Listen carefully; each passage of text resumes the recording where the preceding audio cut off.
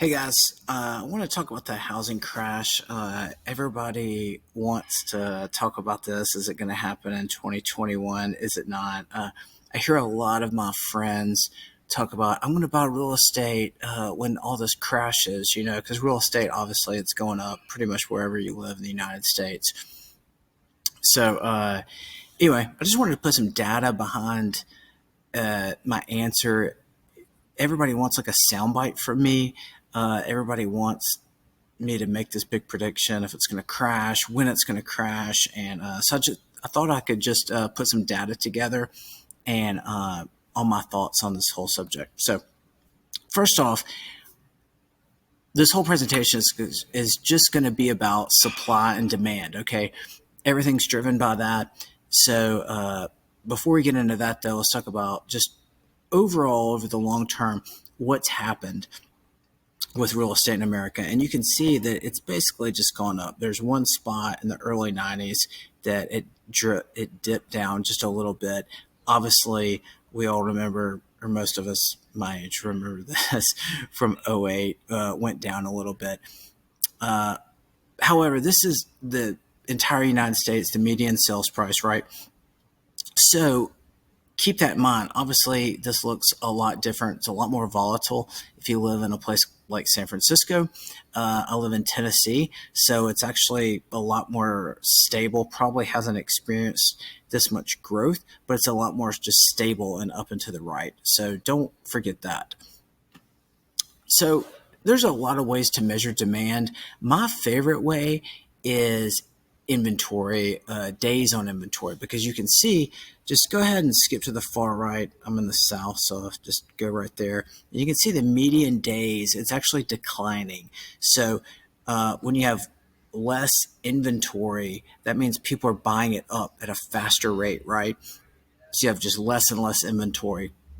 So that's how my favorite way I like to measure demand. So that's 11 days.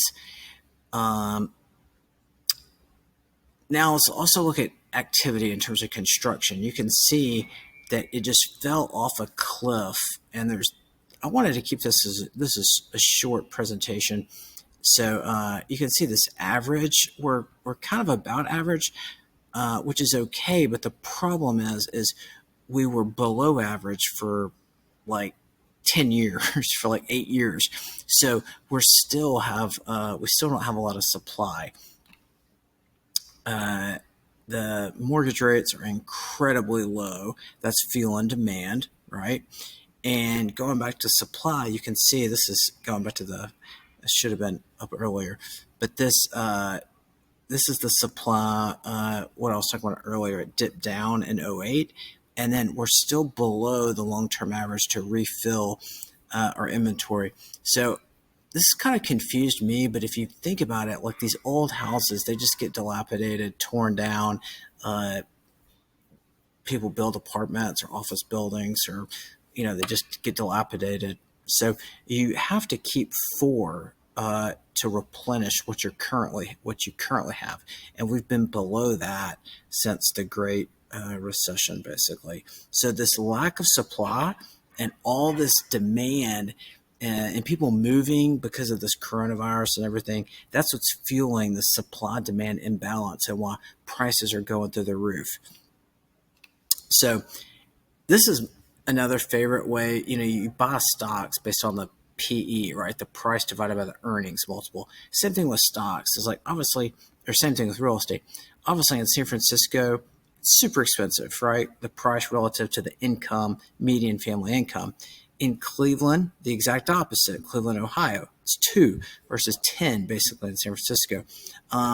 Atlanta, great market. I love it, 3.7. Chattanooga is about a 4. It's a great market. If you're in those markets, I think it's going to keep doing well. And this is the month supply again.